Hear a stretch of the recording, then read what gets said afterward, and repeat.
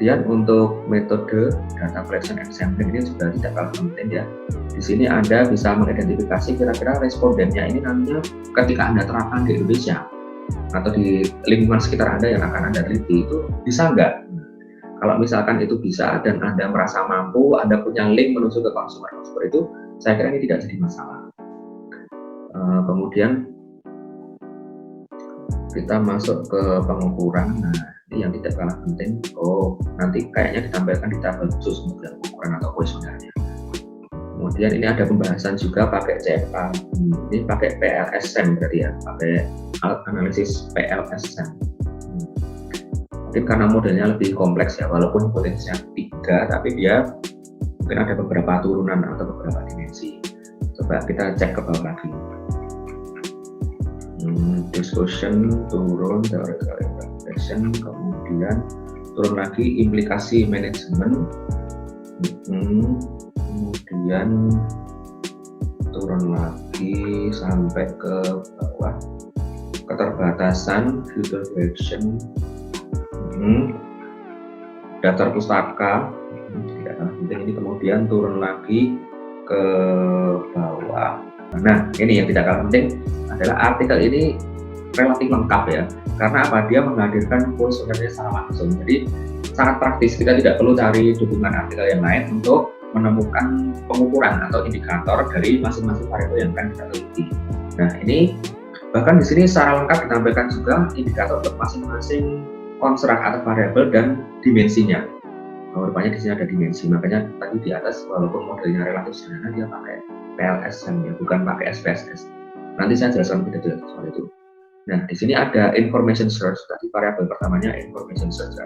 Kemudian ada juga social interactivity, ada juga customer brand engagement, jadi keterlibatan atau keterikatan antara konsumen dengan merek. Rupanya ini yang membuat model ini sedikit lebih kompleks adalah walaupun information search dan social interactivity, interaktivitas sosialnya itu dia berdiri secara mandiri sebagai sebuah konstruk tanpa memiliki dimensi, tapi untuk yang variabel dependennya atau yang akan dipengaruhi di sini ada customer brand engagement, keterlibatan atau keterkaitan antara konsumen dengan mereknya.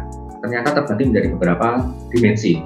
Ada dimensi cognition, emotion, behavior. Jadi ada aspek pikiran, aspek perasaan atau emosi, kemudian ada juga aspek perilakunya.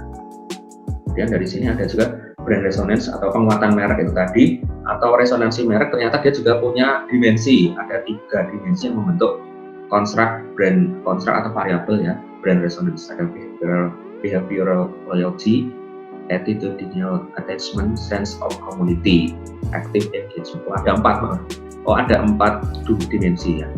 Jadi di sini ada konstruknya atau variabelnya, dan khusus untuk 2 variabel ini, customer brand engagement dan brand resonance ini punya masing-masing 3 dimensi dan 4 dimensi. Oke. Kita turun ke bawah lagi. Ini hasilnya juga ada 3 pengujian hipotesis, tapi untuk yang variabel brand engagement dan brand resonance ini terbagi menjadi beberapa dimensi. Ini 3, ini 4. Kalau ini langsung diukur berdasarkan konstruk indikatornya itu langsung tanpa ada dimensinya untuk 2 variabel ini. Makanya dia menggunakan alat analisis PLSM tadi ya, structural equation modeling. Kenapa? Nah, ini saya coba jelaskan kenapa kok pada akhirnya dia dianalisis dengan menggunakan SEM. Kenapa model yang kelihatannya sederhana ini, besar ini jelas. Nah, kelihatan ya. Kenapa kok model yang relatif sederhana ini harus dianalisis dengan PLS-SEM? Kenapa nggak menggunakan SPSS saja yang relatif lebih sederhana tahapan-tahapan analisisnya? Oke, kita coba cek satu persatu. Jadi yang namanya variabel independen ke dependen itu kalau lebih dari 1 itu kan memang bisa diukur dengan menggunakan regresi. Jadi ada information search, ada social interactivity, diukur pengaruhnya ke brand engagement. Nah, kalau kita asumsikan H3 ini nggak ada, dalam artian hanya ada H1 dan H2, kita bisa melakukan analisis regresi berganda. Dengan catatan, untuk yang variabel yang akan kita regres ini tidak memiliki dimensi. Dalam artian apa? indikator yang ada itu benar-benar digunakan langsung untuk mengukur konstruk yang akan kita teliti. Misalkan information search, dia diukur dengan menggunakan apa? Kita cek ke kuesionernya. Nah, information search itu secara langsung diukur oleh indikatornya. Ada 1, 2, 3, ada 3 indikator yang secara langsung mengukur information search. Artinya apa? Dia tidak memiliki dimensi. Nah, kemudian untuk yang social interactivity, dia punya 1, 2, 3, 4. Dia punya 4 indikator yang digunakan untuk mengukur variabel social interactivity. Jadi ini ada pengukuran langsung dengan menggunakan indikator tersebut.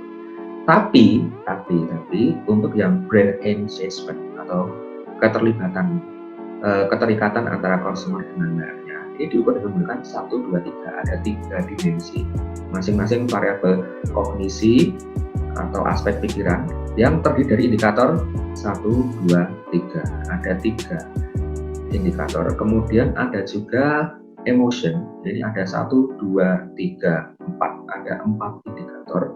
Kemudian behavior atau dimensi behavior yang merupakan bagian dari konstruk customer brand engagement, dia diukur dengan menggunakan 1, 2, 3, 4. Ada 4 dimensi, ada 4 indikator untuk mengukur dimensi behavior atau perilaku. Nah, karena kita tidak bisa menganalisis secara langsung dari ini ke ini dengan menggunakan regresi berganda, hal itu disebabkan oleh variabel brand engagement ini, variabel dependennya ini, dia memiliki lebih dari 1 dimensi. Nah, karena memiliki lebih dari 1 dimensi, otomatis kita tidak bisa melakukan regresi secara langsung. Kalau misalkan ya brand engagement ini hanya memiliki 1 dimensi, mungkin dia diukur langsung dari aspek perilakunya saja. Misalnya, bagaimana sih kita mengukur keterikatan antara customer dengan mereknya? Oh, langsung saja dilihat dari perilakunya. Ketika si konsumen itu menghabiskan banyak waktu untuk menggunakan merek tersebut, ketika dia tetap memilih merek tersebut walaupun ada merek lain yang sepertinya ada kemiripan, kemudian ketika dia lebih banyak berpartisipasi di SNBC ini, social networking dan community, berarti di sosmednya dibandingkan di komunitas sosmed yang lain. Nah, ini berarti aspek perilaku saja. Misalkan cuma diukur dari aspek ini saja untuk mengetahui atau untuk mengukur nilai dari customer brand engagement, mungkin bisa menggunakan analisis regresi berganda. Cuman yang jadi masalah adalah dia multidimensi, dia memiliki lebih dari 1 dimensi. Kalau ini cuma unidimensional. Information search, social interactivity ini cuma unidimensional. Ini multidimensional, jadi nggak bisa dilakukan regresi.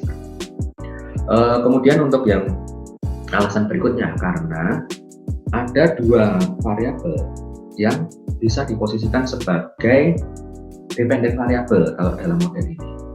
Ada brand engagement dan juga ada brand resonance. Kan pertama kali kita melakukan regresi itu kan seperti ini ya. Dari information search ke brand engagement kita regress.